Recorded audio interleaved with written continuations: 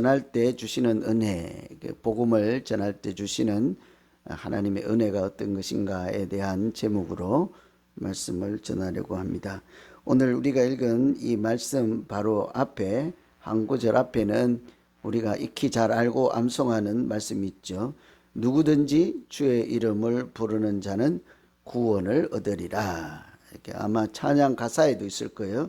누구든지 주의 이름을 부르는 자는 구원을 얻으리라. 여기에서 보면 누구든지 주의 이름을 부르는 자가 구원을 얻을 수 있는 그런 기회, 계기가 있어야 되지 않겠습니까? 어떻게 누구든지 이렇게 하나님 앞에 나올 수 있을까요? 전하는 사람이 있어야 그들이 듣고 복음을 전해 듣고 하나님을 만나게 되지 않겠습니까? 그 전하는 자는 곧 다른 표현으로 하면 하나님이 보내신 사람들이죠. 그래서 보냄받은 자들, 그래서 그들이 가서 복음을 전할 때 듣지도 보지도 못한 사람들이 하나님을 만나게 되고 알게 되는 것이죠. 그래서 누구든지 주의 이름을 부를 수 있는 그런 기회, 계기가 하나님께서 만들어 주시지 않으면 그들은 듣지도 보지도 못할 것입니다. 누구든지 주의 이름을 부를 때 하나님의 역사가 나타나고 믿음의 역사가 나타나기 위해서, 그래서 생각해 보면 중요한 것이 두 가지인데요. 전하고 듣는 것입니다. 전화해도 듣지 않으면 소용이 없고요. 전하지 않으면 들을 수가 없으니까 우선은 전하는 자가 있어야 되고 또 그것을 들어야 하겠죠. 그래서 우리가 믿음 생활할 때 말씀을 전하고 말씀을 듣는 것과 관련해서 하나님께서 어떻게 역사하실까를 살피면서 오늘 아침에 기도하시면 되겠습니다.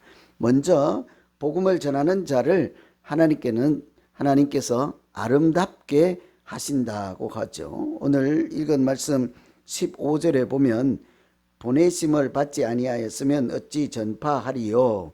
기록된 바 아름답도다. 좋은 소식을 전하는 자들의 발이여 함과 같도다. 우리가 좋은 소식을 전하는 자들의 발이 아름답다, 이 말씀인데요. 이것은 이사야 52장에 나오는 말씀을 인용한 말씀이죠. 좋은 소식이라고 하는 것은 당시에 바벨론의 포로로 잡혀가 있는 사람들이에요. 그 사람들에게 누군가 와서 이렇게 무슨 소식을 전해주는데 가장 기쁜 소식이 뭘까요? 포로예요. 해방이든 해방. 나라로 다시 다른 나라의 포로로 잡혀간 사람들에게 누군가가 와서 전할 때 내일 모레 이렇게 우리가 자유의 몸이 되고 고향으로 돌아간다 하는 소식을 전하는 사람이 있다면 그 사람이 얼마나 귀하고 아름답겠습니까? 그 말씀을 이렇게 오늘 인용하는 거죠. 그처럼 하나님은 복음, 좋은 소식을 전하는 사람들의 발을 아름답게 하신다고 합니다. 복음을 전하는 자, 그 사람을 우선은 하나님께서 보내는 자이지 않겠습니까? 하나님의 소식을 전하는 사람이 누구게요? 하나님이 보내야 하겠지요. 하나님이 증인으로 소식을 전하라고 보낸 사람을 가만히 보고만 계시겠습니까? 그에게 먼저는 성령이 충만하게 하시고 권능이 충만하게 하시고 복음을 전할 때마다 말씀을 전할 때마다 그 현장에서 기적 같은 일이 하나님의 역사가 나타나게 하시죠. 그러니 그 사람이 가는 곳마다 하나님 나라가 열리고 하나님의 살아계심이 사람들이 보게 되니까 얼마나 그 곳이 아름답고 그 전하는 사람이 아름답겠습니까? 우리가 치장을 많이 해야 아름답다고도 생각할 수 있는데 우리가 가는 곳마다 그곳에 천국이 만들어지고 가는 곳마다 사람들이 낫고 가는 곳마다 하나님께 올려드리는 찬양이 울려 퍼진다고 하면 그런 사람보다 더 아름다운 사람이 어디가 있겠습니까? 그래서 우리가 와서 소식을 전할 때마다 하나님의 역사하심이 나타나고 사람들이 생명이 살아나는 일이 일어난다면 틀림없이 하나님께서 아름답게 하는 사람이라고 할 수 있겠습니다. 믿음은 들음에서 나고 들음은 그리스도의 말씀으로 말미암는다 하죠. 그러니 전하는 자가요 그렇게 중요한 것입니다. 이제 우리도 여름철이 오면 보통은 일반적으로 이렇게 여름철에는 선교에 대한 열정을 다시 불태우는 시기죠. 왜 그런가 하니 학생들이 학교를 열심히 다니다가 방학 때란 말이에요. 그 학생들을 평소에는 준비를 하고 또 학교를 다녀야 되니까 시간을 낼 수 없는 학생들, 청년들, 대학생들, 이 사람들과 같이 참여해서 선교지를 방문하고 농촌 활동을 가고 또 농어촌에 있는 작은 교회에 가서 여름 성경학교를 열어주고 이런 일들이 이제 여름철에 한다고요. 우리 그 전통에 따라서 보통 여름철에는 선교지를 방문하고 직접 가서 하는 선교에 참여하기도 하고 갔죠. 그런 곳에 가서 우리가 무슨 일을 하든지 가보면 처음에는 우리가 가서 돕는다 하고 가잖아요. 우리가 가서 뭘 해줄까? 근데 막상 가보면 어때요? 자기가 은혜 받고 오죠. 자기가 하나님을 만나고 와요. 나는 별로 한 것도 없는데 그쪽에 있는 선교지 현장의 사람들이 영혼이 구원받는 것을 보고 하나님이 치유하시고 고치시는 역사를 보고 자기가 무릎 꿇고 자기가 한 번 더 기도하고 자기가 한 번 더 찬양하고 돌아오지요. 그러니 사실은 그 복음을 전해 받는 사람들을 아름답게 하실 것 같은데요. 전하는 자를 하나님께서 먼저 능력 있게 하시고 아름답게 하시고 은혜가 충만하게 하시는 줄로 믿습니다. 그래서 우리도 지금 막연하죠. 교회가 시작하고 이제 계속 세월은 가는데 뭐 돈만 보낸다고 선교가 아니잖아요. 실제로 참가해서 무엇이라도 선교 현장을 보고만 와도 선교예요. 왜냐하면 자기 가운데 묻어두었던 하나님이 주신 보냄받은 자, 부름받은 자 이런 것이 다시 확실하게 살아나니까요. 자기에게 자기 선교를 한다고 볼 수 있는 거예요. 가서 보고만 와도 선교 현장에 열악한 환경을 보고 또 요즘은 선진국일수록 믿음의 정도가 어때요? 첫사랑이 어때요? 자꾸 식어져 가고 교회는 카페로 술집으로 바뀌고 이러잖아요. 이렇게 복음을 처음 전해받는 지역에 가보세요. 사람들이 살아있잖아요.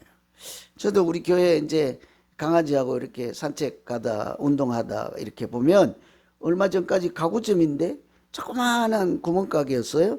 근데 어느 날 보니까 거기 가는데 한 6시니까 해도 중천에 떠 있을 정도예요.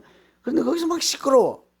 그래서 제가 일부러 길을 건너가 봤어요. 이 사람들 왜 대낮부터 시끄럽게 하냐 보니까 서서 다 찬양하는 거예요. 찬양. 문도 활짝 열어놓고 몇 명 안 돼. 우리 여기 토요일날 새벽 기도하는 분들보다 더 적어요. 그런데 뜨겁기는 훨씬 뜨거워. 다 일어나서 찬양하고 박수치고. 제가 항상 이제 저런 게 좀 도와주면 안 될까 이런 생각이 얼른 들더라고요. 잘 알지는 못하고 히스패닉 교회인데요. 그러니 이 사람들이 복음을 전해받고 또 전하는 사람들이 있는 그런 현장 있잖아요.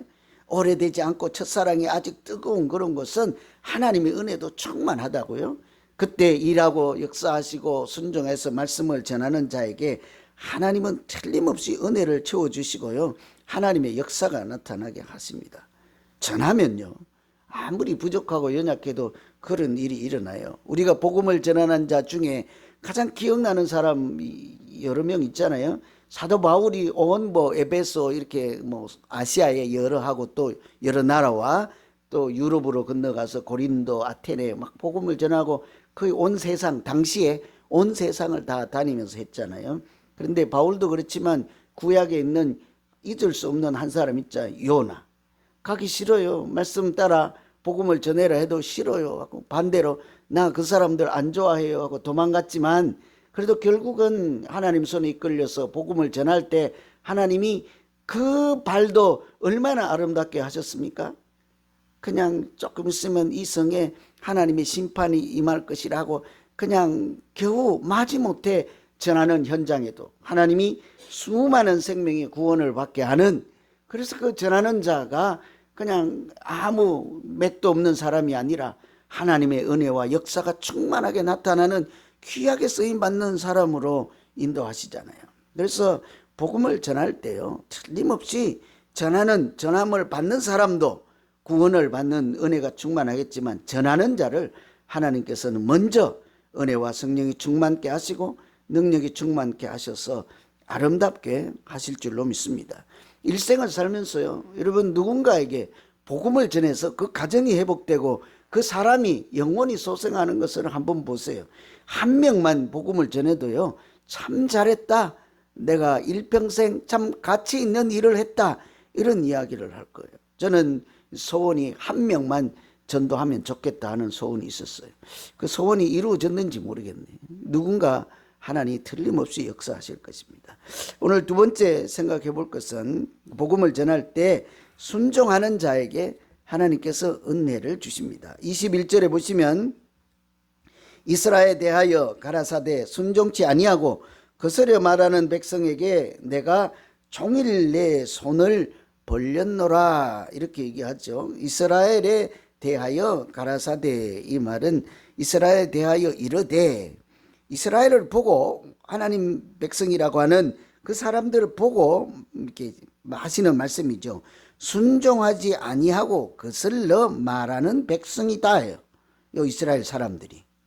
이방인들은 오히려 복음을 전할 때 그 복음을 듣고 순종해서 하나님 앞에 나오고 예수를 그리스도라 영접하고 구원받는 은혜가 충만한데, 이스라엘 사람들은 예수를 알지 못하고 또는 거절하고 또는 복음을 전하는 사람에게 돌을 던지면서 핍박을 하고, 우리는 그런 거 필요 없고 그냥 혈통적으로 아브라함 후손이니까 그냥 다 구원받아요, 괜찮아요, 우리는 달라요, 이런 사람들을 하나님 보시기에 뭐래요? 순종하지 않고 거슬러 말하는 백성이다, 그래요. 마땅히 그런 소리를 들어도 마땅하죠. 그런데 오늘 우리가 유념할 것은 그 다음 구절이에요. 그런데 뭐래요? 내가 종일 내 손을 벌렸노라. 앞에는 순종치 않으는 거슬러 말하는 사람들이에요. 뒤에는요, 내가 종일 손을 벌렸노라. 왜 벌렸을까요? 하나님의 손이에요. 왜요? 먹을 것 하나 달라고 할까요? 동전 하나 달라 할 거예요. 어떤 손일까요? 거절하고 도망가고 불순종하고 대적하는 자에게도 하나님께서 끝까지 그들을 구원하기 위해서 사랑의 손을 뻗치십니다, 이 얘기잖아요. 그래서 이스라엘 백성들이 예수를 알지 못하고 전하는 자를 핍박하고 그럴지라도 하나님이 그들을 포기하지 아니하고요. 앞에도 나와요. 사도 바울도 자기가 원하고 하나님이 원하시는 것은 너희들도 이방인들처럼 구원받는 것이니라, 이렇게 얘기를 하죠.